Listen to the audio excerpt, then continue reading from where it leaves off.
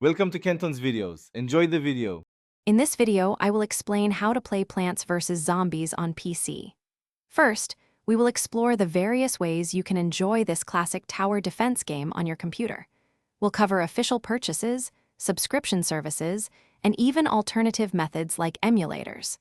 Understanding these options will help you choose the best path for endless zombie battling fun.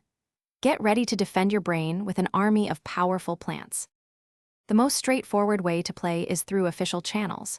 You can purchase the original Plants vs. Zombies game from digital storefronts like Steam or the EA app for a one-time fee.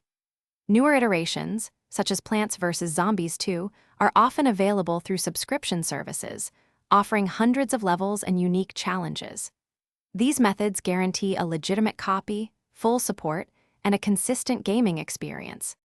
Beyond official purchases, you might find browser-based versions of the original game, offering a quick, free way to play without installation.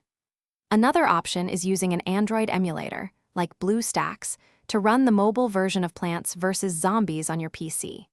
While these alternatives can be convenient, performance may vary, and it is crucial to ensure any unofficial source is safe and legitimate to protect your computer.